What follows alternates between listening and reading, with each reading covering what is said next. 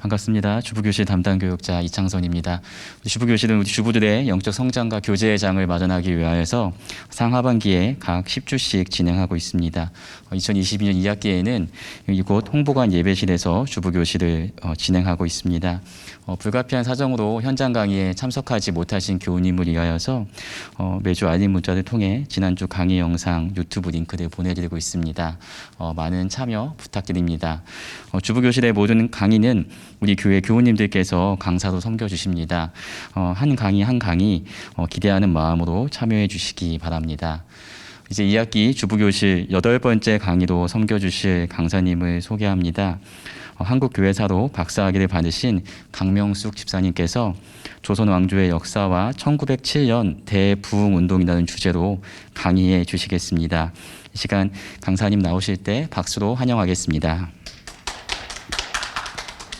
이렇게 만나 뵙게 돼서 반갑습니다. 저는 원래 교회사를 공부했는데요. 원래 전공은 1920년대예요. 근데 이제 하다가 보니까 자꾸 위로 올라가서 지금은 개화기를 하고 있어요. 특별히 이제 주제는 윤치호라고 하는 사람을 중심으로 해서 공부를 하고 있고요. 그분에 관해서 이제 조그만 책을 하나 준비를 하고 있는 가운데 이걸 맡게 돼서 제가 그분하고 관계된 부분도 좀 있고요. 그 다음에 이 부분은 조금 다시 봐야 되지 않을까 하는 부분도 있고, 그러니까 이건 전혀 제 혼자의 생각이죠. 아직 학문적으로 제가 다 밝히지는 못한 상황이고 그렇긴 한데, 제가 공부를 하면서 이런 부분은 좀 다시 생각해 봐야 되겠다 하는 생각이 있어서 목사님이 강의를 얘기하셨을 적에 이 부분을 제가 하겠다고 제가 말씀을 드렸어요. 그리고 강의 준비를 하면서도 이게 점점 더 제 생각이 굳어가는 그런 상황이 됐습니다. 근데 이제 이 조선 왕조 역사하고, 그러니까는 조선 왕조라고 하는 왕조가 1897년에 대한제국으로 바뀌긴 해요. 그렇지만 기본적으로 왕조라는 것은 변하지 않은 상황이었고, 그 상황에서 우리나라 기독교인들이 커다란 부흥운동을 겪게 됐는데, 이 부흥운동을 조금 다른 입장에서 봐야 되지 않을까 하는 생각을 하게 됐어요. 근데 그거는 부흥운동보다는 저는 이걸 회개운동이라고 보고 싶은 입장이어서 이제 그런 생각을 하게 됐는데, 요거는 이제 우리 한국 교회가 조선 왕조가 지배하고 있는 상황에서 어떤 상황이 있었느냐 하는 건데, 요거는 제가 넘기고요. 거의 마지막 부분에 한번 하려고 그래요. 왜냐하면 우리가 놓여진 상황을 알고 그리고 나서 국가가 놓여진 상황하고 비교해 보는 게 좋을 것 같아서, 그래서 이 역사적 상황은 뒤로 돌리고요. 먼저 조선 교회가 어떤 상황에 있었느냐 하는 거예요. 첫 번째로 생각해야 될 것은 우리나라에 들어온 개신교회는 대부분 교파교회 형식으로 들어왔거든요. 근데 우리가 알다시피 북장로교, 북감리교, 남장로교, 남감리교, 안식교, 침례교, 성결교, 이런 것들은 대개 미국의 교파교회로 들어왔고요. 영국도 이 당시에 상당히 제국주의 국가로서 선교를 많이 하고 있었는데, 특별히 그들은 국교회라는 것을 갖고 있었잖아요. 그래서 성공회라는 것이 있고, 그 다음에 영국 영연방 속에, 이때까지 영연방은 아니지만 호주나 캐나다는 영국의 식민지 상태에 있었고, 이들 장로교와 교회들도 들어왔고, 그 다음에 영국에서 활동하던 플리머드 형제단, 이거는 어떤 그 교직에 있는, 그러니까 성직자들이 오는 것이 아니라 일반인들이 선교 모임을 통해서 일반 선교단으로 오는 사람들이에요. 이것으로 이제 가장 유명한 사람이 수원에서는 동신교회라는 교회가 있는데, 그 교회는 일본 사람으로 플리머드 형제단으로 온 사람이 있어요. 그래서 이 사람들은 교회는 아니고요. 그러니까는 선교단이죠. 선교단의 형식으로 있었던 사람이 있고, 영국의 구세군은 이제 일제시대에 들어오는 것이고요. 그 다음에 러시아 같은 경우에는 러시아 정교회를 앞세우고 들어왔고, 그 다음에 일본은 조합교회하고 회중교회, 뭐 이런 식으로 보면은 교파교회가 들어오긴 들어오는데, 어떤 것을 그러니까 누가 주도를 하느냐면 국가별로 주도를 한다고 보면 좋은 그런 눈에 보이지 않는 어떤 집단적인 그룹이 있어요. 그게 이제 우리로서는 보통은 잘 안 보이지만 교파 교회가 있고 뒤에서는 그런 식으로 움직이고 있는 그런 상황에서 이제 교파 교회가 들어오게 되고, 이들이 들어와서 우리하고 상당한 갈등을 겪을 수밖에 없습니다. 왜냐하면 그러니까 우리가 몇백 년 동안 유가를 믿어왔고, 그 다음에 그것을 사회적인 기반으로 삼아서 활동하고 있었고, 그 다음에 불교는 그것보다 훨씬 더 먼저부터 보통 한 300년경부터 BC 370년경부터 우리나라에 불교가 들어와서 호국불교다, 뭐 민간신앙이다, 이런 것들을 통해서 불교가 정말로 사회 기저 속에 들어가 있기 때문에 이들하고 갈등을 안 일으킨다면은 정말 그거는 말이 안 되는 얘기예요. 그러니까 갈등은 있어요. 근데 그거보다 먼저 더 심하게 우리하고 갈등을 일으킨 부분은, 그러니까 구체적으로 사건으로 일으킨 거는 카톨릭하고 일으키는 거였어요. 그게 이제 서양에서 일으키는 것하고 마찬가지로 우리나라에서도 일으키게 되는데, 그 갈등의 시작이 이제 그 밑에 보면 그러니까는 각국 선교부들이 이제 있고요. 그 다음에 신구교의 갈등은 어떤 것들 나타났냐면은 양대인 자세라는 거예요. 이건 뭐냐 하면 선교사들이 들어와서 서양인으로서 이들이 갖고 있는 권한이 있어요. 그게 뭐냐 하면은 취해법권을 누린다는 거예요. 그러니까 취해법권은 우리나라에 사는데 우리나라에서 무슨 일이 일어나거나 범죄를 일으켰을 적에 우리나라가 치리하는 게 아니라 영국 사람이면 영국이, 미국 사람이면 미국이, 이런 건 여러분이 이제 지금도 잘 아시겠지만 이런 부분이 있어서 무슨 일이 있어도 처벌을 받지 않아요. 나쁜 일을 해도 처벌을 받지 않고, 만약에 이제 이런 경우에 우리가 잡아가거나 이러지 못하니까 어떤 일이 벌어지느냐 하면 나쁜 일을 하는데 어디까지 이제 그 나쁜 일들을 이 선교사들이 신부들이 하느냐 하면 세금도 못 걷어가게 하는 정도까지 나가요. 상당히 심하죠. 그렇게 되면 우리나라 정부가 이들을 어떤 식으로라도 제재를 해야 되는데 제재를 할 수가 없어요. 그래서 그러니까 외교 관계로 이거를 해결해야 되는데, 외교 관계에서 우리나라가 큰 소리를 절대적으로 칠 수가 없는 거예요. 그러니까 일본은 일본대로 우리를 압박하고 미국은 미국대로 압박하고, 이러면서 우리나라에서 이 선교사들이 거의 그러니까 무법지대처럼 살았어요. 그러니까 이런 가운데서 이제 우리가 이런 걸 보고, 그러니까 개신교하고 카톨릭하고도 문제가 되는데, 어떤 식의 문제가 되냐, 개신교인한테 카톨릭 교회를 짓는데 헌금을 하라고 요구해요. 그러니까 안 하겠죠, 당연히. 안 하면 어떻게 하냐, 불러다가 때리는 거예요. 이렇게 되면 우리나라는 우리나라대로 우리나라 국민을 지키는 문제가 생기고, 이런 식으로 일어난 것이 신구교 간의 갈등이고, 이게 이제 책으로도 나와요. 최병원이라는 사람이 이제 개신교에 관해서 이제 변론을 하고, 그 다음에 카톨릭은 카톨릭대로 변론을 하는 이런 과정들이 걸쳐서 일종의 루터 논쟁이 우리나라에서 재현되기는 해요. 뭐 대단히 심하게 혹은 깊게 이루어지지는 않지만, 그러니까 표면적으로는 어떤 루터 논쟁이라는 것이 나타나서 신구견의 갈등이 일어나고, 그 다음에 사회 전반적으로는 육아를 믿기 때문에 가장 문제되는 게 뭐냐면은 조상 제사 지내는 문제. 이게 사회적으로 굉장히 문제가 돼서 카톨릭은 그것 때문에 아주 그러니까는 망종의 종교가 됐고, 개신교는 그 문제를 아직 크게 해결하지 못하는 가운데 그 기저 집안에서 굉장히 많은 갈등을 겪고 있었어요. 그런 게 이제 우리나라 사회에서 갈등을 겪는 거고요. 그 다음에 또 하나는 영아소동이라는 게 있어요. 그러니까는 사진을 찍으면 애들 영원히 뺏긴다.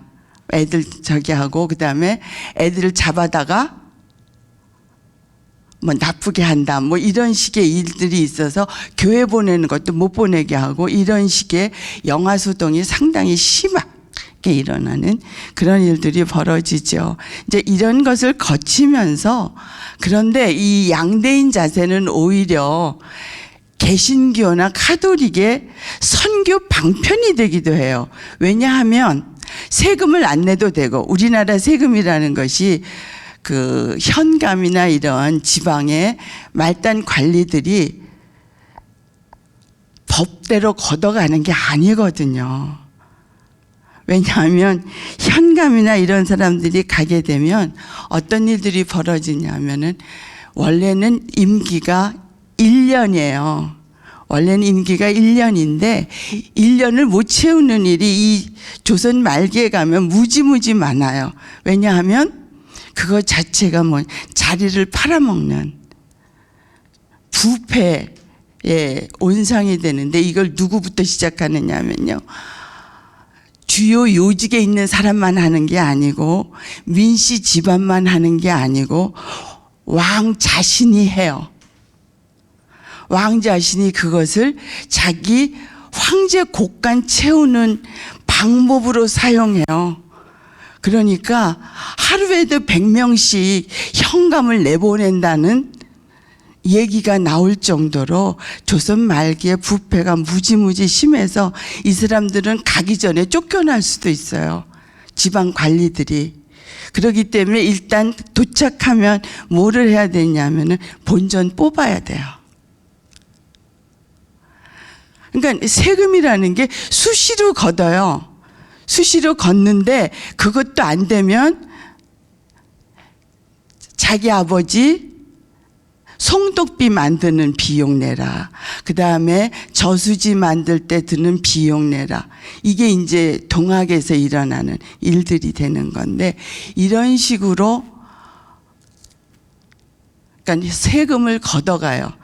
말로 세금이지 그건 불법으로 탈취하는 거예요.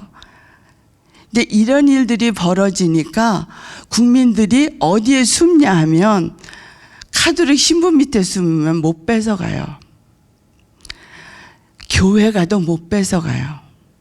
이래서 이 양대인 자세나 이 치외법권은 누구에게 가장 좋으냐면, 교계로 들어간 사람들이 자기 세금을 피하는 방법으로 사용돼요. 이게 이제 그 본격적으로 나오는 게 언제냐 하면 1894년 청일전쟁이 일어나고, 그 다음에 청일전쟁 말 끝에 또 뭐가 일어나느냐 하면 우리나라에 장티푸스와 콜레라가 들어와요.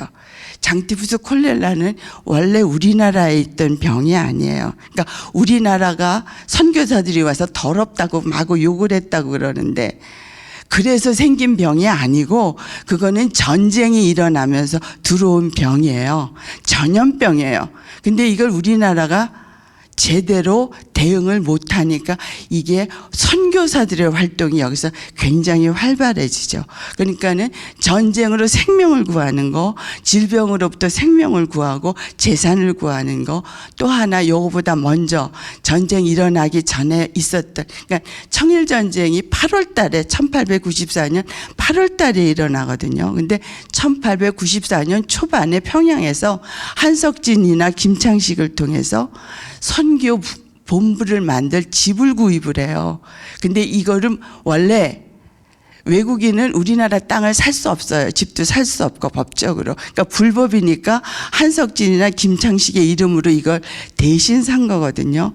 근데 이게 교회에서 쓴다고 해서 평양감사가 잡아갔어요. 잡아가고 거기다가 사형을 구형을 해요. 그러니까 죽게 생긴 거예요. 근데 이게 목사, 그러니까 서양 선교사를 통해서 미국 대사관, 공사관이 알려지고 공사가 다시 우리나라 정부에 압력을 넣어서 금방 풀려나 버려요. 그러니까 이걸 평양 사람들이 다 본 거예요.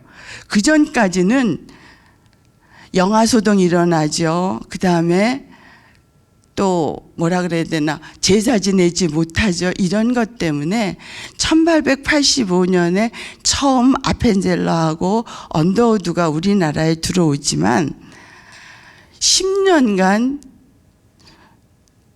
우리나라 전국의 개신교인이 한 500명 정도밖에 안 돼요. 그것도 늘어서 500명이에요. 근데 청일전쟁이 지나고 나서 거의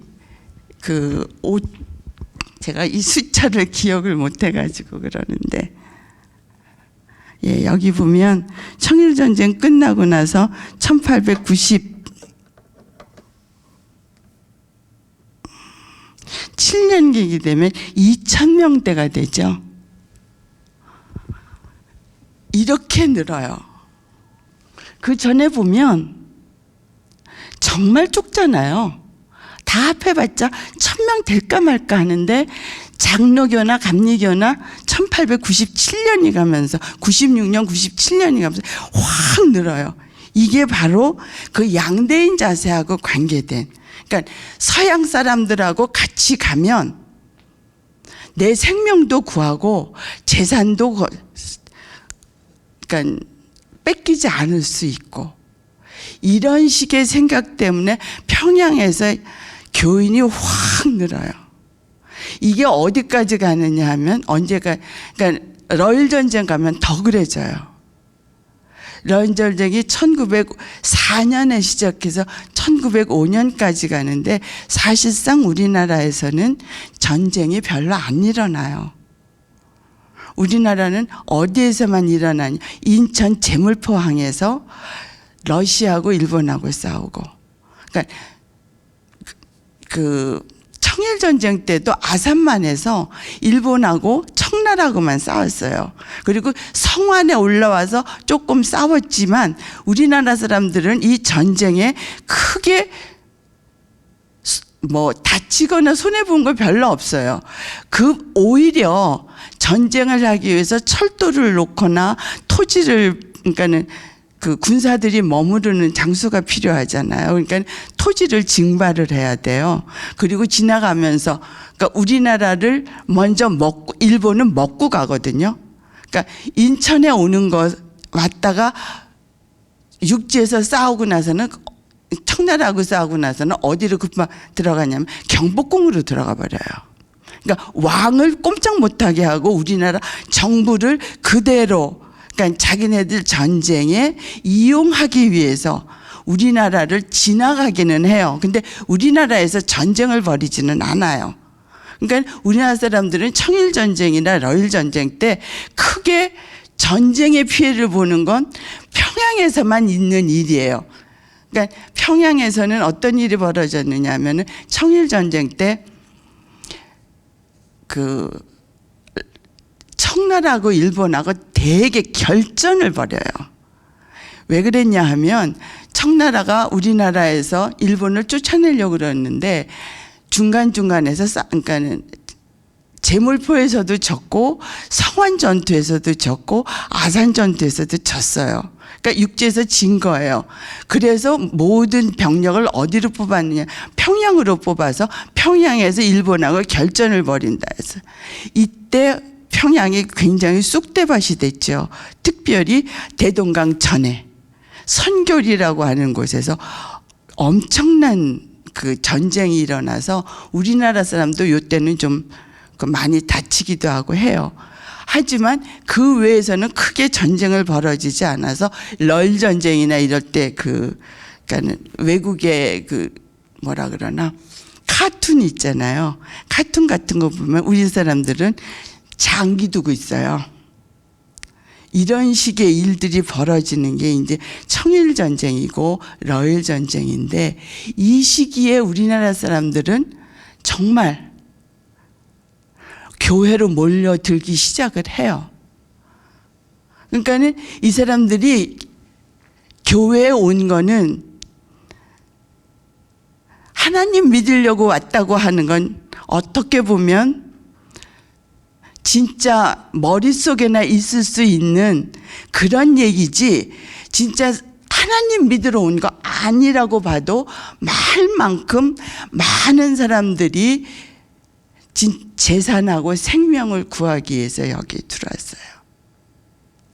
이게 정말로 중요한 일이에요. 그리고 또 하나 이 시기에 이제 벌어지는 거는 뭐냐 하면,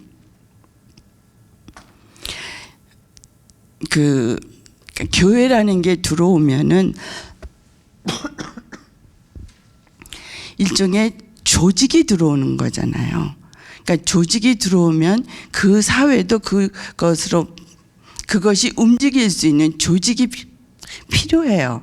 근데 이 조직적인 성장도 일어나야 돼요. 그리고 교회는 또 하나 신학이 있잖아요. 믿음이 있고 신학이 있기 때문에 이것을 움직일 수 있는 사람들도 필요해요. 그러니까 학교도 지어야 되고, 그러니까 신학교도 필요하죠. 신학교도 필요하고 신학생도 필요하고 교인도 필요한데, 요거보다 이제 또 하나 제가 하나 놓치고 지나간 건 뭐냐면, 우리나라의 선교사들은 초기에 들어올 적에 선교사로 들어온 게 아니에요. 교사로 들어오거나 의사로 들어오는 거였어요. 왜냐하면 우리나라는 유가의 나라이기 때문에 기독교를 인정하지 않겠다고 했고, 그것 때문에 맥클레이라는 선교사가 우리나라 정부하고 만나서 얘기할 때도 선교사를 보내는 것이 아니었어요. 그래서 초기에 들어온 선교사들은 맨 처음엔 유경공원을 통해서 들어왔어요. 유경공원은 우리나라의 외국어 가리키고 외국의 그러니까 서양의 근대 문물을 가리키는 학교였거든요. 그러니까 교사가 3분 들어왔고, 그 다음에 의사로 알렌이 들어왔고, 이런 식으로 의사와 교사로 들어왔기 때문에 우리나라의 이들을 통해서 굉장히 많은 문화가 전파되고는 있었어요. 그렇지만 우리나라에는 본격적으로, 그 다음에 공식적으로는 교회 운동을 할 수가 없었어요. 그래서 우리나라의 특별한 특이한 사항은 우리나라 사람들이 먼저 교인이 되는 거예요. 그것이 이제 우리나라 신앙 공동체를 만드는 과정인데, 그 과정은 초기에는 의주 사람들이, 의주에는 뭐가 있죠? 역사 한번 생각해 보세요. 의주에는 만상이라고 하는 중국을 드나드는 상인들이 있어요. 이 상인들이 중국에 가는 거예요. 중국에 가서 거기서 이제 장사를 해야 되는데, 이 장사들이 보통 이제 인삼 장사들이 갔다 그러잖아요. 근데 인삼 장사는 이 당시에 가난한, 어쩔 수 없어서 가는 상인들이에요. 중국에 가는 상인 중에 이 당시에 정말 장사를 할 수 있는 사람들은 목면 사업을 하는 사람. 옥양목이라는 거 아세요? 이 옥양목을 가져다 파는 것이 만상들의 주요 거래품이고요. 인삼을 가지고 가는 사람들은 어쩔 수 없어서 먹고 살기는 해야 되는데, 그래서 인삼 조금 한 보따리 들고 가서 장사해서 그러니까는 먹고 살아야 되는 사람들이에요. 근데 가서 장사를 했느냐? 잘 못하죠. 못하니까 거기 가서 병 걸려 죽게 생기거나 이렇게 되는데, 그 사람들을 구한 사람이 누구냐면은 로스라고 하는 만주에 있었던 선교사였던 거예요.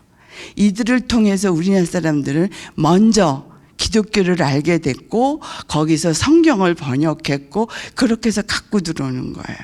그러니까 한석진이나 김창식이나 이런 사람들이 인삼 장사를 하는 거예요. 그러니까 우리나라의 약재상들이에요. 돌아다니는 보부상들, 약재상들인데 이 사람들이 중국에 가서 그러니까 우리나라 장사도 잘 안 되니까 중국 가서 장사를 하다 먹고 살려다가 못하니까 거기서 이제 그렇게 구호를 받고 구원을 받아서 우리나라에 들어온 거예요. 그러니까 권서인이 됐을 적에 이들은 대부분 약장사들이에요. 그러니까 권서인이 그러니까 성경책을 팔고 다니는 사람이 권서인이잖아요. 그러니까 우리나라의 기독교 역사에서 권서인은 성경책을 파는 사람으로 규정짓고 있어요. 근데 이 사람들은 원래가 약장사들이고 약을 갖고 다니는 사람들이에요. 근데 이 당시에 약장사들 중에서 새로운 근대적인 약을 갖고 다니게 된 게 누구냐면 권서인이에요. 그걸로 제일 유명한 약이 뭔지 아세요? 금계랍이라고 그러는 약이에요. 다른 말로 하면 키닌이에요. 모르세요? 금계랍은요 만병통치약이에요. 진통 해열제예요. 그러니까 키닌의 약이니까 진통 해열제인 거예요. 근데 그 당시에 우리나라 굉장히 많은 그 키닌에 목이 물려서 뭐 이런 학질 이런 것들이 많았기 때문에 키닌애가 필요했고 그 다음에 또 하나는 안도린. 안도린이 뭐겠어요? 안티프라민. 그런 약들을 들고 다닐 수 있었던 거예요. 그러니까 권서인이 가면 동네의 부녀자들은 그 약을 사야 돼요. 근데 약에다가 뭘 끼워 그러니까 우리는 기독교인들은 성경에다 약을 끼워 팔았다고 얘기하지만 당시 사람으로서는 뭐냐 하면 약에다가 성경을 끼워준 거예요. 이게 권서인들의 실상이에요. 이렇게 돼서 우리나라 각기 주변에 만상이라는 상인이 생겼고 거기에서 이제 유명한 사람이 서상윤이죠. 이 서상윤이 들어와서 권서인을 하게 되고 이 권서가 어디까지 오냐 서울에 와서도 권서를 해요. 그러니까 이 세문안교회의 교인들은 이 서상윤이 권서하면서 서울 지방에다 뿌린 씨앗이에요. 그리고 서울에서도 못 있게 되고 만상도 안 그러니까 굉장히 기독교인이 어렵게 되니까 이 사람들이 어디를 갔냐면은 원래 고향이 소래지방 황해도 소래지방 송천이라고 하는 데죠. 이래서 이 사람들이 송천에 가서 움직이게 되고 거기서 만들어진 것이 우리나라의 최초의 교회라고 하는 소래교회예요. 이렇게 우리나라의 선교사들이 들어와서 알게 모르게 양대인으로서의 노릇도 했고 그 다음에 의사로서의 노릇도 했고 그 다음에 약을 많이 전파했어요. 그러니까 의사는 많지 않잖아요. 근데 약은 많았던 거예요. 그래서 이 선교사들이 가는 곳마다 성경책을 중심으로 하는 약이 더 많이 움직이게 되는 것이 이 당시에 우리나라 기저에 깔려 있었던 기독교에 대한 생각이에요. 이러면서 이제 학교도 만들어지고 학교로서 이제 가장 유명한 학교는 배제학당이죠. 평양에 가면 이제 뭐 숭실학교 이런 학교들이 만들어지지만 서울에서는 배제학당이 굉장히 유명해져요. 왜 그러냐면 아까 유경공원이 있었다 그랬잖아요. 고전에는 동문학이라는 게 있어서 외국어를 가르치는 학교가 있었어요. 근데 그것을 더 확대 발전시킨 게 유경공원이었는데 이게 오래 가지 못해요. 양반 자제들을 갖다가 여기다가 심어서 공부를 시키는데 양반 자제들이 공부들을 안 해요. 그래서 그냥 학교가 거의 없어져 버려요. 그리고 난 다음에 근대 문물을 가르칠 수 있는 학교로서 배제학당을 지정해서 학교가 배제학당을 신문물, 신관리들을 만드는 학교로 지정을 해요. 이러니까 배제학당에 그 뭐라 그럴까요? 무슨 꿈이라 그러죠? 그러니까 출세의 꿈을 꾸는 학생들이 배제학당에 엄청이 몰려들었어요. 그래서 배제학당을 중심으로 무엇을 할 수 있었느냐 하면, 여러분이 배제학당 하면 생각나는 게 뭐예요?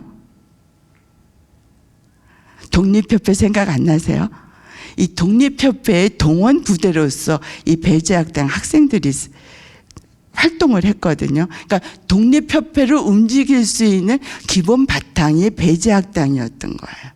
이런 식으로 기독교가 초기에 들어와서 알게 모르게 교육을 통해서, 그다음에 의료 활동을 통해서 이렇게 기반을 쌓아가고 있었던 것이 우리나라에 들어온 개신교의 활동이었고, 그것을 통해서 각 지방에 조금씩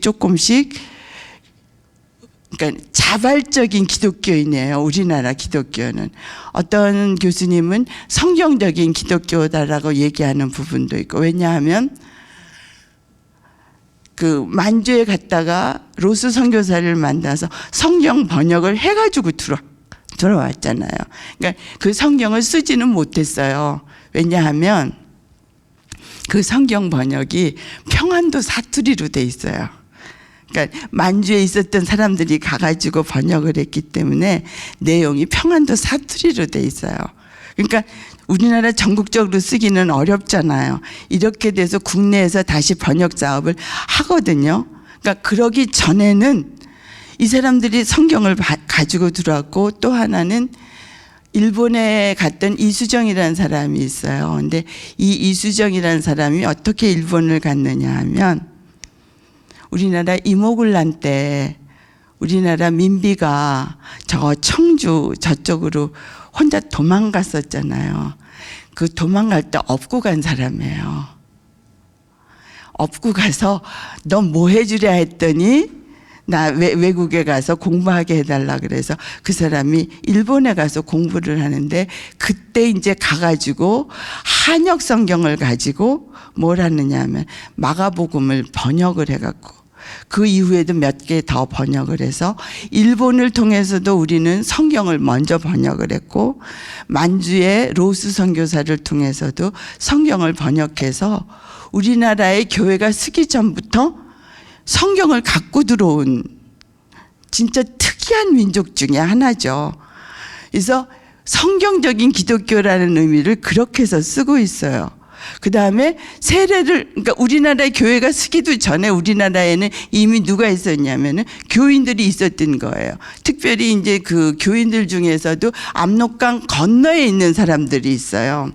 이 압록강 건너, 여러분 책문시장이라는 거 아세요?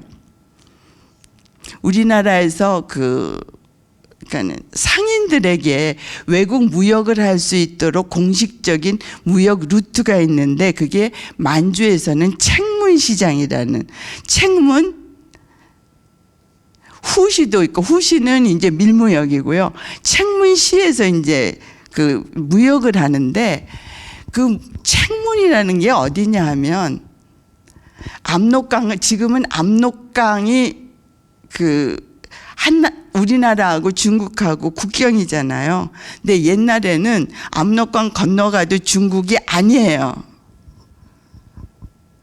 압록강 건너가서 한참 가면 나무 울타리가 있어요. 그게 책문이에요.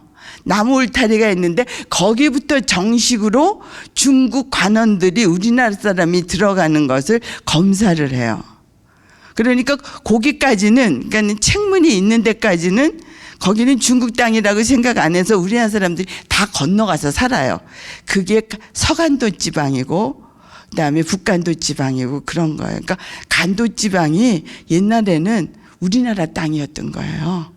그러니까 우리나라 사람들이 수시로 드나드는 곳, 거기 가도 문제가 안 되는 곳. 그랬는데 이게 이제 일본이 압록강하고 두만강을 이제 국경으로 삼으면서 우리나라가 책문이 이제 없어져 버리게 된 건데, 이 책문 시장을 통해서 무역이 왔다 갔다 하고, 그 사이에서 그러니까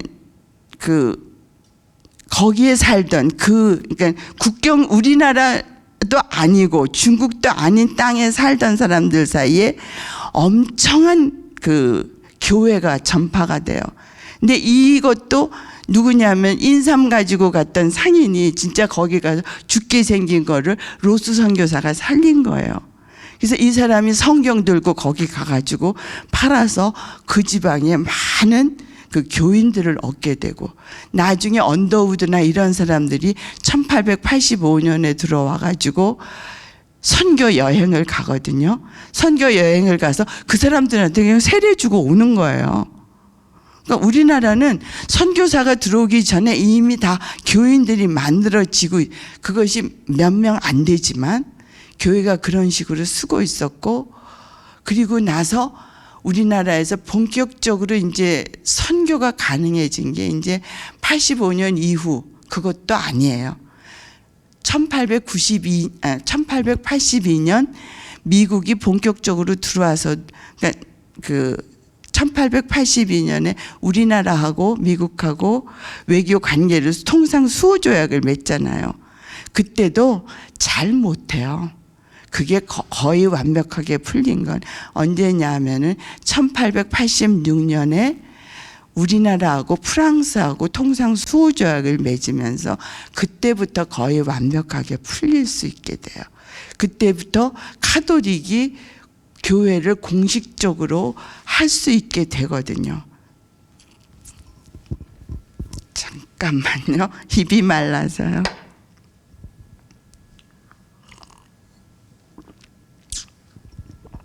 결국 우리나라의 그 교회라는 것은, 그러니까 그 근대가 많이 이렇게 그러니까는 서양이나 동양에서는 이미 근대에 문물이 많이 들어와 있었는데, 우리는 세국 정책 때문에 근대 문물을 많이 못 받아들이고 있는 상황에서 그 틈바구니를 뚫고 교회라는 통로를 통해서 근대 문화들이 들어오는 그러한 상황이었던 거예요. 이것이 이제 본격적으로 만들어지기 시작한 거는 이제 1800년대 후반에 오면, 1880년대 후반에 오면서 교회도 만들어지고, 그다음에 교인들도 나타나고 이렇게 된 거예요. 그러니까 이렇게 볼 때에 그러니까 문화라는 게 막으려고 해도 문화의 세력이 커지고, 그러니까 제국주의라는 세력이 동양으로 밀려 오잖아요. 그래서 중국이 어쩔 수 없이 문을 열 수밖에 없을 정도로 만들어지고, 일본은 이미 언제부터예요? 1850년대부터 메이지 유신이 일어난단 말이에요. 그런데 이 사람들은 그 이전에도 알고 있었어요, 서양이라는 걸. 일본에서는 난학이라는 게 있어요. 화란학이에요. 그러니까 1600년대, 그러니까 1500년, 1592년에 우리나라에 임진왜란이 나는데 이들이 갖고 들어온 무기가 뭐죠? 조총이잖아요. 1500년대 초반부터 시작해서 이들은 이미 서양 문물을 알고 있었고, 서양에다가 뭘 팔고 있었냐면 도자기를 팔고 있었어요. 일본의 도자기가 진짜 불티나도록 팔렸어요. 원래는 중국의 도자기를 가져가야 되는데 중국 도자기가 요때 못 나가요. 이유가 뭐냐 하면 경덕진에 고령토가 없어졌어요.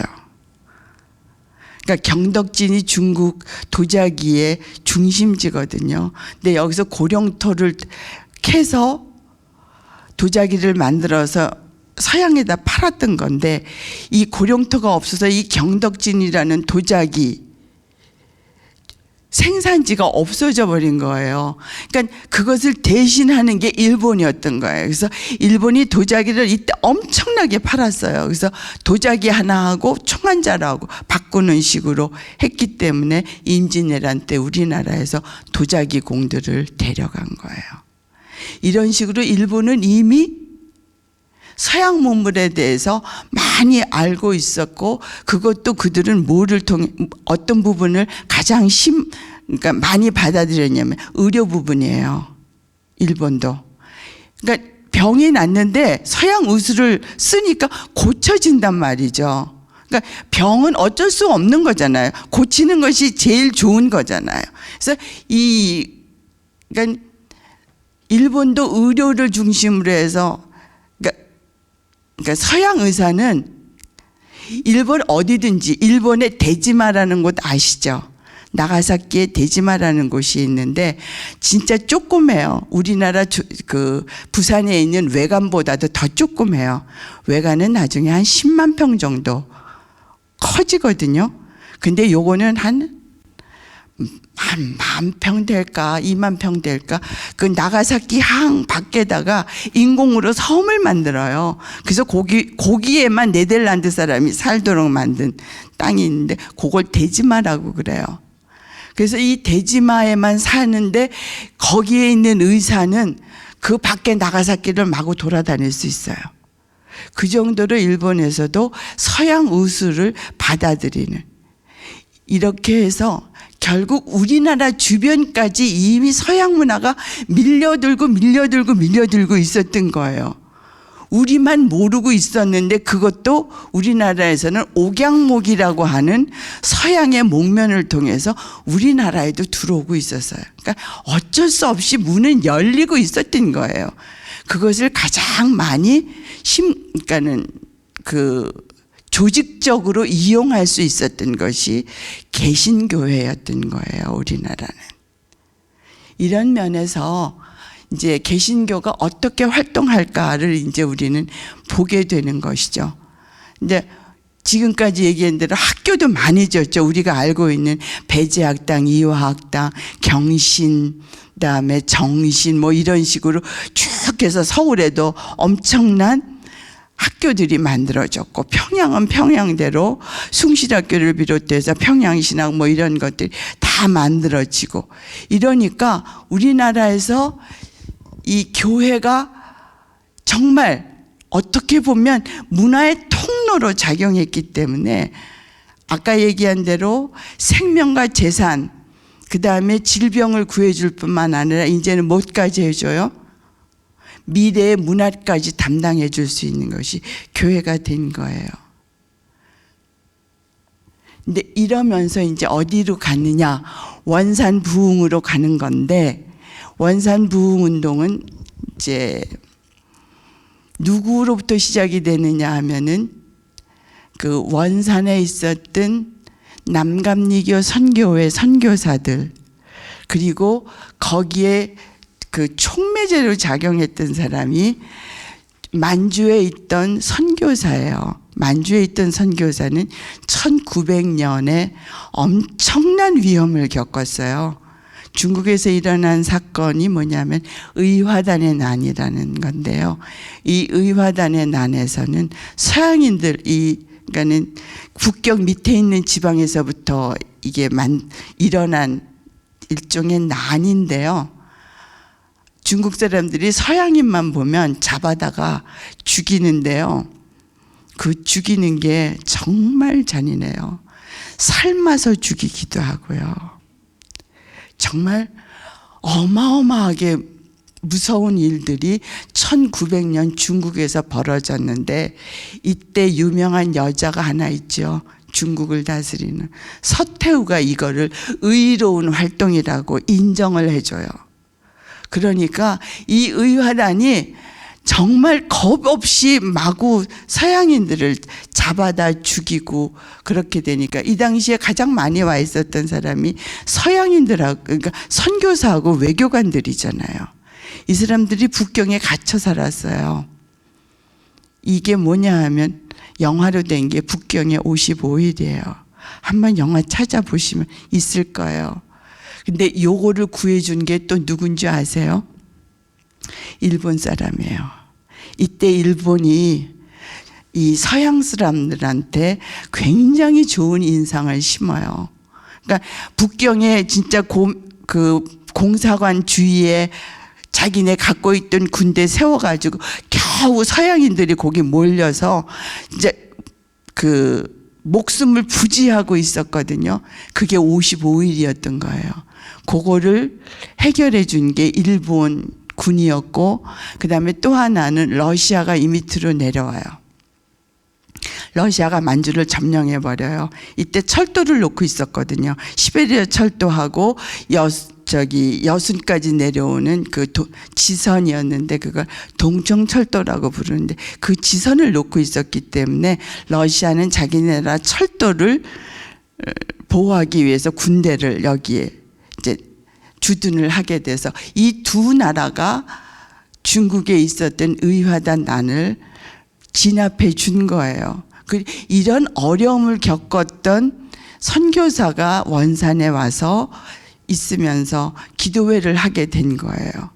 근데 이 기도회에 남감리교 선교사들도 그러니까는 그 참여를 하게 됐고 그 기도회가 조금 커지면서 이왕 하는 거 공식적으로 하자라고 해서 시작한 게 이제 기도회인데 여기에 누구를 초청했냐면은 캐나다 선교사로 왔는데 캐나다 그 YMCA의 보조를 받아서 왔거든요. 근데 계속해서 선교비를 대주질 못해요. 그래서 이 하디라는 선교사가 남감리교로 옮기게 돼요.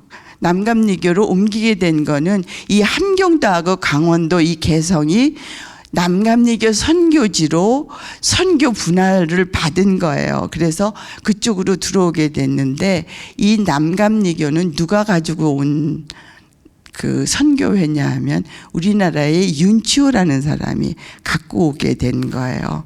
이 윤치호가 잘 아시다시피 윤보선의 그 오촌 당숙쯤 될 거예요. 그런 사람인데 이 윤보선은 공부를 굉장히 많이 한 사람이에요. 그러니까 일본에 가서도 한 1년 정도 정식 학교를 다녔고요. 그러니까 우리나라 최초의 일본 유학생이 육일준하고 유정수라는 사람하고 윤치호 요 세 사람이에요. 이 사람이 신사유람단을 따라서 갔다가 일본에서 공부를 했고 그리고 돌아올 때 미국 선교 그러니까 미국 공사에 통역으로 와요. 근데 통역으로 오는데 이 사람이 그 당시에 영어를 3개월 배운 상황이었어요. 그러니까 통역을 하는 게 아니죠. 이래서 누가 또 따라오냐면은 일본인이 따라와요. 그러니까 윤치호가 일본어는 이 당시에 오면서 이미 해결을 했어요. 해결을 했기 때문에 영어를 아는 일본인을 데리고 들어와서 이중 통역을 해요. 요거는 누구의 작품이냐 하면 일본인들의 작품이에요. 그러니까 일본인들이 우리나라하고 미국하고 외교하는 부분에 자기네들이 간섭할 수 있기 위해서 이런 사람, 그러니까 우리나라에 영어하는 사람이 없기도 하지만 이런 사람을 통해서 자기네들이 정보를 캐가려고 하는 거예요. 이래가지고 이 이중 통역을 하는 그런 상황에서 들어왔는데 윤치호가 아마 공부를 꽤 잘했고 열심히 했던 것 같아요. 그래서 들어오자마자 한 5, 6개월 있다가 이 일본인 번역은 보내요. 통역은 보내고 저기 하는데 이 사람이 일종의 이제 개화 세력이죠. 윤치호도. 근데 이 개화 세력이 83년에 들어오는데 84년 12월 달에 일어나는 사건이 하나 있잖아요. 1884년, 1882년, 1884년, 1882년은 이모군란, 1884년 12월은 갑신정변. 이래서 이 윤치호는 갑신정변에 참여는 안 해요. 그런데도 아버지가 갑신정변을 일으키는 사람들의 조각을 하잖아요. 내각을 짜는데 거기에 형조판소로 이름이 올라가요. 그래서 어쩔 수 없이 망명을 할 수밖에 없어서 중국으로 망명을 했는데 중국 망명을 하는데 그 미국 공사가 소개를 해줘가지고 상해에 있던 중서서원이라고 하는 곳에 가서 공부를 해요. 거기서 한 3년 한 4개월 한 3년 한 6개월을 해요. 근데 이게 선교사 학교이기 때문에 영어로 공부를 가르치는 학교예요. 그래서 영어 공부를 여기서 많이 해요. 그러니까 이미 통역을 하면서 미국 공사 통역을 하면서 영어가 많이 늘었는데 여기 와서 한 4년 동안 또 영어 공부를 하니까 잘하잖아요. 그리고 나서 또 귀국을 할 수가 없었어요, 윤치호가. 그래서 어떻게 하느냐 하면 일본으로 가서 공부를 하려고 그래요. 이 사람은 동지사 대학에 가서 공부를 하려고 하는데 여기에 가서 알아봤더니 한국 정부의 승인을 받아갖고 오라 그러는데 망명한 사람이 어떻게 승인서를 받아올 수 있겠어요. 그래서 할 수가 없어서 그냥 다시 중국으로 돌아갔는데 중국에서 돌아갔더니 그 중서서원의 교장이 이 중서서원에 다니면서 윤치호가 맨날 1등을 한 거예요. 이래가지고 미국에다 유학의 길을 열어줬는데 그게 벤더빌트 대학이에요. 우리나라 아마 신학교 나오시고 미국 유학 가시는 분들 중에 가는 곳이 2군데가 있어요. 벤더빌트 대학하고 에모리 대학이 있어요. 아마 목사님은 잘 아실 텐데 이 벤더빌트하고 에모리 대학을 가는데 윤치호를 벤더빌트에 보냈어요. 벤더빌트에 보냈는데 정식 학생은 못 돼요. 왜냐하면 인종차별 때문에 그래요. 그러니까 이미 일본에서도 공부했고 그다음에 중국에서도 이 3년 과정이 거의 그 고등학교 이상의 수준이거든요. 그러니까 거의 대학하고 고등학교 요 정도의 수준인데 벤더빌트에서는 그냥 별과생으로 지금으로 얘기하면 연구생이고 청강생 정도에 되는 거예요. 그걸로 가서 공부를 해요. 근데 여기 가서도 공부를 엄청 잘해요. 거의 뭐 1, 2등을 왔다 갔다 하는 것 같아요. 뭐 학회 토론회고 뭐고 어디든지 가서 영어가 돼요. 근데 그 영어가 정말 잘 돼요. 영어 책도 어마어마하게 봐요. 영문, 소설, 영어 다 보는데 이렇게 돼서 벤더빌트에 공부하고 에모리대. 근데 여기가 다 뭐냐면 남감리교 학교인 거예요. 이래서 남감리교를 갖고 들어와요. 그리고 중서서원도 남감리교 출신.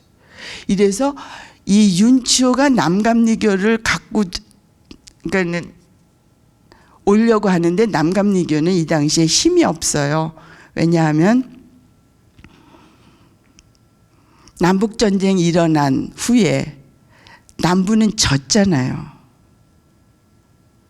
이래서 자본도 없고 힘도 없어요. 그래서 이 중국에서도 이 중서서원이 있고 이런 그 남감리교 선교가 잘 안 돼서 어디로 갈까를 고민하고 있을 때였는데 그거를 한국으로 갖고 온 게 이 윤치호예요. 윤치호가 이 남감리교를 우리나라에 그 선교하기 위해서 무지무지 많은 노력을 해요. 그래서 이제 들어온 게 1895년에 부터 시작을 해갖고 그 이후에 들어오는데 이때 우리나라에 온 선교사들이 10월 달에 들어와요. 1895년 10월 달에 들어와서 우리나라 선교지를 보고 가서 그 다음부터 우리나라에 그 남감리교가 들어오거든요. 근데 1895년 10월 달에 무슨 일이 있었죠? 을미사변이 있었어요. 민비가 일본인한테 난자당하는 정말 비극적인 일이 있었고 그래서 정말 나라가 엉망진창이 된 상황에서 남감리교가 들어오는 그런 상황이 벌어지는 거예요. 정말 힘들죠. 그래서 이 남감리교를 갖고 들어오는데 윤치호는 남감리교를 서울 중심으로 두려고 하지 않았어요. 어디다가 선교 본부를 두려고 했냐면 개성에다 두려고 했어요. 근데 선교사들은 어디에 두려고 하냐면 서울에 두려고 그래요. 근데 이거를 윤치호가 무지 싫어해요. 이 개성을 하라 그래요. 근데 개성은 뭘로 유명해요? 인삼 유명하죠. 또 그보다 더 유명한 거 개성 상인이요. 윤치호는 공부를 하면서 우리나라를 근대화시키려고 하는 노력을 어마어마하게 했고 그것을 위해서 공부를 어마어마하게 했어요. 우리나라에서는 유학생 하면 6일준을 더 치는데 6일준은 서양 가서 공부 별로 못했어요. 일본에서는 그 게이오 대학 경흥의숙이라고 해서 지금은 게이오 대학으로 변한 거기서 2년간 공부했어요. 일본에서는 공부 많이 했어요. 그 다음에 이제 미국 가서 이 사람이 공부를 하는데 미국 갔을 때는 대학 예비학교, 고등학교 졸업하고 대학 예비학교에서 6개월 정도 공부한 것이 6일준이 미국에서 대학 공부한 거 다예요. 그거에 비해서 윤치호는 벤더빌트 3년, 2년 반, 그다음에 에모리 2년 반, 5년을 있었어요. 그러면서 이 남부의 것을 다 봤어요. 근데 벤더빌트만 졸업해도 되는데 이 사람이 에모리를 또 가겠다 그래요. 근데 벤더빌트하고 에모리하고 그 당시 비교해 봤을 적에 벤더빌트는 어마어마하게 큰 학교예요. 벤더빌트의 학교 중에 피바디라는 대학이 있어요. 피바디가 뭐 한 대학인지 아세요? 벤더빌트 안에 있는 단과대학이에요. 교육하기로 유명해요. 그래서 6.25 사변 이후에 미국에서 우리나라 교육을 발전시키기 위해서 우리나라 교육학과 교수들을 많이 불러다가 유학을 시켜요. 그게 피바디예요. 서울 4대 교육학과 교수들이 대부분 다 이 피바디에서 공부를 하고 와요. 그래서 피바디 파라고 부르기도 하는 게 서울대학교 교육학과 그 교수들이거든요. 그 정도로 큰 대학이 벤더빌트인데 시골에 조그만 조지아에 있는 조그만 대학, 조지아주 그 서울이 아틀란타죠. 아틀란타 외곽에 있는 조그만 대학이었던 시골 대학 에모리에 윤치호가 일부러 가겠다고 요청을 해서 거길 가요. 거기 가서 뭘 받겠어요? 거기서 보고 온 거를 우리나라에 와서 실현하려고 노력한 것이 윤치호가 남감리교를 들여와서 선교하려던 이유예요. 그래서 남감리교가 이 개성, 원산, 이 강원도하고 함경도 지역이라는 아주 그러니까는 우리나라의 경제 개념, 농업을 하고 있는 나라의 개념으로 볼 때는 굉장히 척박한 지역이에요. 그런데 윤치호가 여길 가겠다 그래요. 그렇게 돼서 원산 지역을 통해서 이 강원도 지방으로 그 남감리교가 자리를 정하고 원산은 그 중에서도 큰 곳이잖아요. 옛날부터 이 원산 지방에 남감리교를 많이 퍼뜨리고 있었어요. 그렇게 해서 만들어진 것이 선교사들이었고 이 선교사들 시간이 조금 해도 되나요? 요것만 할게요. 그 원산 지방에서 그러니까 의화단의 난을 겪어온 진짜 어렵게 겪었던 선교사들, 그리고 또 하나 그 지방에 있었던 남감리교 선교사, 그 다음에 남감리교로 들어온 13년 차 된 하디 선교사, 이 사람들이 모여서 기도회를 하면서 그 하디가 자기가 지금까지 13년을 노력했는데도 제대로 된 선교를 못한 거예요. 그것이 뭔가를 따져보다가 자기의 자만심이고 그다음에 하나님의 뜻을 따르지 않았다는 거, 인간적인 뜻이었다는 거, 이걸 깨닫게 되면서 거기서 자기가 자복을 하게 된 거죠. 근데 이런 자복 현상, 이건 자기의 죄를 회개하는 거잖아요. 회개하는데 이 회개 운동이 밑으로도 퍼지는 거예요. 그러니까 직원 부흥회하고, 그러니까 병원의 직원 부흥회, 선교사회, 그 다음에 자기가 맡은 교회 하는데 그것을 본받아서 사람들이 자기가 잘못한 일들을 계속해서 자복하고 회개하고 하는 이 회개 운동이 계속 일어나는 거예요. 근데 이것이 원산에 그치지 않고 어디로 오냐면 이걸 개성으로 와요. 이 개성으로 끌어오는 게 윤치호예요. 윤치호가 이 당시에 남감리교를 움직이고 있었거든요. 그래서 원산에서 개성으로 올라오고 개성에서 어디로 가냐면 서울로 올라오고 이게 다 남감리교를 중심으로 해서 이루어져요. 근데 일단 남감리교를 중심으로 이루어지고 난 다음에 어디로 가냐면 정동교회를 갑니다. 그 다음에 시금교회 가고 그다음에 배제학당 가고. 근데 이 배제학당하고 윤치호하고는 굉장히 관련이 깊어요. 그러니까 아펜젤러하고 윤치호하고는 무지 친한 사이예요. 어떻게 친하느냐, 어떤 정도로 친하느냐. 미국 가서 공부할 적에 집에 편지를 보내면 아펜젤러한테 보내서 아펠렌저가 전해주게 해요. 그 다음에 귀국 1895년 1월 달 정도에 그러니까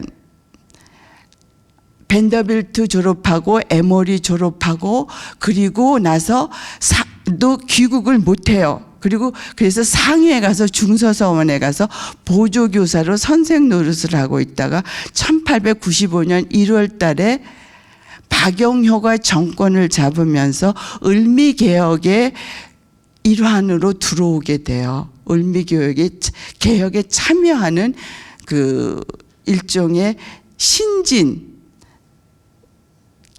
그 관리로서 들어오면서 이제 윤치호가 여기서 활동을 하게 되는데 95년 10월 달부터 남감리교를 들어온다 그랬잖아요. 그러면서 이때 들어오면서 시작한 게 뭐냐 하면은 그때 들어왔고 그러고 나서 을미개혁이 일어나고 우리나라 아간파천이 일어나잖아요. 아간파천이 일어나고 윤치호가 어디를 가냐면 러시아를 가요. 러시아를 가서 그 다음에 2월 달쯤 오게 되는데 이때부터 와서 활동하는 게 뭐냐 독립협회 활동이에요. 들어오면서 뭐를 하느냐면 이때 96년에 들어와서 아펜젤러가 요구해서 배제학당에 가서 애들을 가르쳐요. 그러니까 아펜젤러하고 윤치호는 무지 친한 일이고 어떤 일이 있으면 같이 하는 그런 사람들인 거예요. 그래서 윤치호가 이 회계운동을 개성에까지 올려오고 그다음에 서울에 오면 자골교회라고 지금의 종교교회 있잖아요. 이 종교교회 고기에 학교가 있었어요. 그리고 그 위에 배화여고라고 있잖아요. 이게 남감리교 학교예요.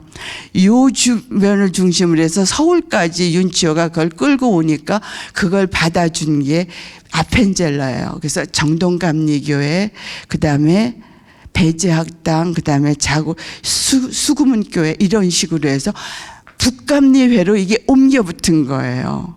회계운동이. 회계운동이 옮겨붙자 이 회계운동은 진짜 종교적인 회계운동이잖아요. 그러니까 자기의 죄를 자복하는 거예요. 누구를 믿는 것으로 돌아가느냐 하면 진짜 하나님을 믿는, 내가 생명을 위해서, 재산을 위해서, 질병을 고치기 위해서 여기에 들어왔지만 그것을 기반으로 해서 내가 하나님을 믿겠다는 것으로 회개하는 운동이 벌어진 거거든요. 근데 윤치호는 이게 대단히 중요한 운동이라고 생각을 했어요. 그래서 이것을 계속 퍼뜨리는 거예요. 왜냐하면 윤치호가 을미개혁부터 시작해서 개혁운동에 그 신진 관료로서 활동을 하면서 가장 많이 느낀 게 뭐냐면은 관리들의 부정부패예요. 나라의 자원을 다른 나라에 팔아먹는데 아무런 양심의 가책이 없어요. 지주머니에 돈 들어가면 다 나눠줘요. 하다못해 누구까지? 황제까지. 그러니까 결국 나라가 망한 거는 부패라고 생각을 했어요, 이 사람은. 그래서 윤리적으로 거듭나지 않고 하나님을 진짜 믿지 않으면 나라도 없고 교회도 없다고 생각했던 사람이 윤치호예요. 그래서 윤치호가 이걸 이렇게 끌고 언제까지 가냐면 1906년까지 이걸 끌고 가요. 1906년 5년부터 이제 이렇게 되니까 이제 어떻게 되냐면 연합운동으로 벌어지게 되는 거예요. 그래서 6개 교파가 이것을 참여해서 회개운동, 부흥회를 하자. 그러니까 교회를 부흥하겠다, 사람을 끌어들이겠다는 게 문제가 아니고 그 안에 있는 교인들을 회개하게 해서 윤리적인 인간, 그 다음에 하나님을 믿는 인간으로 만들어 보겠다고 한 것이 원산 부흥 운동까지예요. 그리고 이것을 받아준 것이 북감리교였고, 북감리교의 선교사들을 통해서 이게 이제 초교파적인 운동으로 벌어지게 되고, 그것을 이어받은 것이 평양감리교회가 되는 거예요. 오늘은 여기까지만 할게요.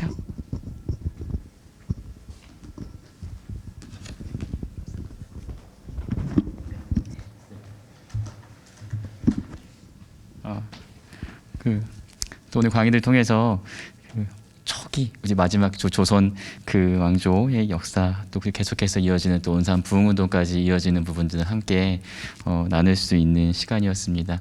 저는 오늘 들으면서 인상적이었던 게, 초기에 이 개신교 교회가 생겼을 때 들어왔던 분들이 진짜 복음 때문에, 하나님 때문에 들어왔다기보다는 자신의 이익을 위해서, 자신의 뭐 생명을 보존하거나 아니면 재산을 보존하기 위해서 교회에 들어왔던 사람들 가운데서 그 안에 진정한 이제 회개의 운동으로 이어지는 그 부분이 굉장히 인상적이었던 것 같습니다. 그래서 오늘 강의를 통해서 우리의 모습을 좀 돌아보게 되는 것 같습니다. 우리는 왜 교회에 나오고 예배하고 있는지를 돌아볼 수 있는 시간이었습니다. 다음 주에도 오늘 강의하신 강명숙 집사님께서 조선 왕조의 역사와 1907년 대부흥운동이라는 주제로 강의해 주십니다. 그래서 원산을 넘어 이제 평양까지 이어지는 부흥운동, 오늘 말씀하신 대로 그게 단순히 사람을 모으기 위한 부흥이 아니라 진정한 회개의 운동으로 이어지는 과정에 대해서 강의해 주십니다. 많은 참석 부탁드리겠습니다. 기도하겠습니다. 하나님 아버지, 오늘 강의를 통하여서 또 조선 왕조의 마지막 역사와 또 그것이 어떻게 부흥운동, 회개운동으로 이어지는지를 이해할 수 있게 하시니 감사드립니다. 하나님, 오늘 역사를 통하여서 우리의 모습을 돌아보게 됩니다. 하나님, 내가 왜 신앙생활을 하고 있는지, 내가 왜 교회에 출석하고 있는지 다시 한번 돌아보게 하시고, 나의 이익과 나의 영광을 위해서 주님을 섬기는 것이 아니라 정말 주님을 위하여서 우리의 삶을 드릴 수 있는 우리 모두가 될 수 있게 주님 인도하여 주시옵소서. 하나님, 하나님의 대용품을 우리가 만들고 내가 만든 신을 섬기는 것이 아니라 진정으로 주님만 바라보고 주님 앞에 회개할 수 있는 우리 될 수 있게 주님 인도하여 주옵소서. 하나님, 우리가 하나님의 이름 의로움으로 말미암아 또 찬양의 삶의 찬양을 드리기를 소망하며 오직 성경으로 또 교회 개혁에 동참할 수 있는 말씀의 사람이 될 수 있게 주님 인도하여 주시옵소서. 예수님의 이름으로 기도드립니다. 아멘. 네, 2022년 2학기 주부교실 8번째 강의를 마칩니다. 남은 하루도 주님 안에서 평안하십시오. 감사합니다.